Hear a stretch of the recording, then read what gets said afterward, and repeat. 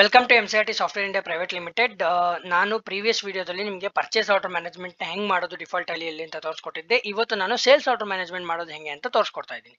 Sales order management ಅಲ್ಲಿ ನಿಮಗೆ 3 different vouchers ಬರುತ್ತೆ. ಒಂದು ಸೇಲ್ಸ್ ಆರ್ಡರ್, ಇನ್ನೊಂದು ಡೆಲಿವರಿ ನೋಟ್ ಅಥವಾ ಡೆಲಿವರಿ ಚಲನ್ ಅಂತ ಕರಿತೀವಿ, ಇನ್ನೊಂದು ಟ್ಯಾಕ್ಸ್ ಇನ್ವಾಯ್ಸ್. ಸೊ ಈ 3 ವೋಚರ್ ನ ಯೂಸ್ ಮಾಡಿ ಇನ್ವೆಂಟ್ರಿ ಮ್ಯಾನೇಜ್ಮೆಂಟ್ ಮಾಡೋದು ಹೆಂಗೆ, ಸ್ಟಾಕ್ ಮ್ಯಾನೇಜ್ ಮಾಡೋದು ಹೆಂಗೆ ಅಂತ ನಿಮಗೆ ಡೆಮೋನ್ಸ್ಟ್ರೇಟ್ ಮಾಡ್ತೀನಿ.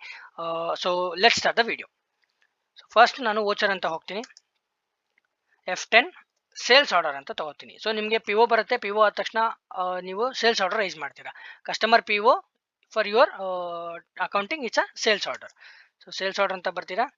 ಇಲ್ಲಿ ನೀವು, ನಾನೀಗ ಎಕ್ಸಾಂಪಲ್ AR ಎಂಟರ್ಪ್ರೈಸ್ ಅಂತ ಒಂದು ಪಾರ್ಟಿನ ತಗೊತಾ ಇದ್ದೀನಿ. ಇಲ್ಲಿ ಸೇಲ್ಸ್ ಅಂತ ತಗೊತೀನಿ. ಇಲ್ಲಿ ಸೇಲ್ಸ್ ಆರ್ಡರ್ ನಂಬರ್ ನಿಮಗೆ ಆಟೋ ಜನರೇಟ್ ಆಗುತ್ತೆ. ನಾನು ಡಿಫ್ರೆನ್ಸ್ ಗೊತ್ತಾಗಲಿ ಅಂತ SO*01 ಅಂತ ಇಟ್ಟಿದ್ದೀನಿ. ನೀವು ನಿಮ್ಮದೇ ಪ್ರಿಫಿಕ್ಸ್ನ ಯೂಸ್ ಮಾಡ್ಬೋದು. ಸೊ ನಾನು ಇಲ್ಲಿ ಇದೇ ಕರ್ಗಟೆಡ್ ಕಾರ್ಡ್ಬೋರ್ಡ್ ಬಾಕ್ಸ್ ಅಂತ ತಗೊತೀನಿ. 100 ಕ್ವಾಂಟಿಟಿ PO ಏನಿರುತ್ತೆ ಅದೇ ಹಾಕ್ತೀನಿ. So that next tax ledgers, sales order entry pass. Multiple items ಇದೆ, ಮಲ್ಟಿಪಲ್ ಐಟಮ್ನ ಫೀಡ್ ಮಾಡ್ಬೋದು. ಸೊ PO ಬಂದಿತ್ತು, POನ ಸೇಲ್ಸ್ ಆರ್ಡರ್ ಆಗಿ ಎಂಟ್ರಿ ಪಾಸ್ ಮಾಡ್ಕೊಂಡೆ. ಸೊ ಈಗ ಒಂದು number of sales order entries ತುಂಬ ಮಾಡಿರ್ತೀನಿ.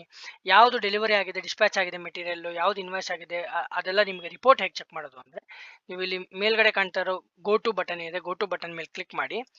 Sales order due only common report under ನಿಮ್ಗೆ ಏನು ಕಾಣಿಸ್ತದೆ ಸೇಲ್ಸ್ ಆರ್ಡರ್ ಡ್ಯೂ ಓನ್ಲಿ ಅಂತ ಇಲ್ಲಿ ಎಂಟರ್ ಮಾಡಿದ್ರೆ ಯಾರ್ಯಾರಿಗೆ ಸೇಲ್ಸ್ ಆರ್ಡರ್ ನೀವು ಜನರೇಟ್ ಮಾಡಿದ್ರೆ ಎಲ್ಲಾನು ಇಲ್ಲಿ ಲಿಸ್ಟ್ ಸಿಗುತ್ತೆ ನೋಡಿ. ಇಲ್ಲಿ from AR enterprises sales order pass ಮಾಡಿದೀವಿ on 2nd April. Sales order number ಇರುತ್ತೆ, ಏನು ಐಟಮ್, ಮಲ್ಟಿಪಲ್ ಐಟಮ್ ಇದೆ, ನೀವು ಎಂಟರ್ ಮಾಡಿ ನೋಡ್ಬೋದು ಯಾವ್ಯಾವ ಐಟಮ್ ಇದೆ ಅಂತಂದ. ಸೊ ಆರ್ಡರ್ ಜನರೇಟ್ ಆಗಿದೆ, ಬಟ್ ಸ್ಟಿಲ್ ಮೆಟೀರಿಯಲ್ ನಾಟ್ ಡಿಸ್ಪ್ಯಾಚ್ಡ್ ಅಂತ.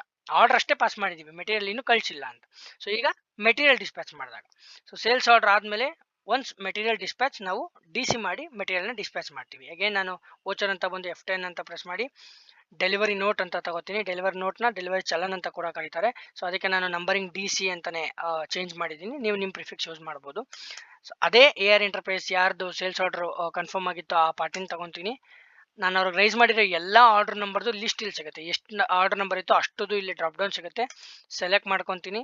ಮಲ್ಟಿಪಲ್ ಆರ್ಡರ್ ಇದೆ, ಮಲ್ಟಿಪಲ್ ಆರ್ಡರ್ನು ಒಂದೇ DCಗೆ ಕನ್ವರ್ಟ್ ಮಾಡ್ಬೋದು.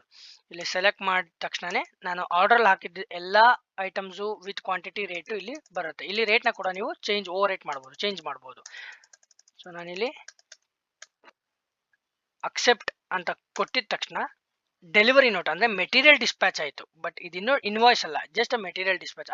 ಅದು ಕೂಡ ರಿಪೋರ್ಟ್ ಸಿಗುತ್ತೆ. ಅಗೇನ್ ಗೋಟು ಅಂತ ಕ್ಲಿಕ್ ಮಾಡಿ ಸೇಲ್ಸ್ ಬಿಲ್ಸ್ ಪೆಂಡಿಂಗ್ ಅಂತ ನಾವಿಲ್ಲಿ ಬಂದರೆ ಇಲ್ಲಿ ನಿಮಗೆ ಕಾಣಿಸ್ತದೆ goods delivered but bills not made. ಅಂದರೆ ಗೂಡ್ಸ್ ಡೆಲಿವರ್ ಆಗಿದೆ, DC ಆಗಿದ ತಕ್ಷಣ ಮೆಟೀರಿಯಲ್ ರೆಡ್ಯೂಸ್ ಆಗೋಗುತ್ತೆ ನಿಮ್ಮ ಸ್ಟಾಕಿಂದ, ಡಿಸ್ಪ್ಯಾಚ್ ಆಗೋಯ್ತು ಅಂತ, ಬಟ್ ಇನ್ನು ಇನ್ವಾಯ್ಸ್ ಆಗಿಲ್ಲ. ಸೊ ಇನ್ ಕೇಸ್ ನಾವೇನು ಮಾಡ್ತೀವಿ, ಅರ್ಜೆನ್ಸಿಲಿ DC ಮಾಡಿ ಮೆಟೀರಿಯಲ್ ಕಳಿಸ್ಬಿಡ್ತೀವಿ, ಬಟ್ ಇನ್ವಾಯ್ಸ್ ಮಾಡೋದೇನಾದ್ರು ಮರ್ತಿದ್ರೆ ಈ ರಿಪೋರ್ಟ್ ಮುಖಾಂತರ ನಾವು ಯಾವುದಾದ್ರು ಇನ್ವಾಯ್ಸ್ ಮಾಡಿಲ್ಲ ಅನ್ನೋದನ್ನ ಚೆಕ್ ಮಾಡ್ಕೋಬಹುದು.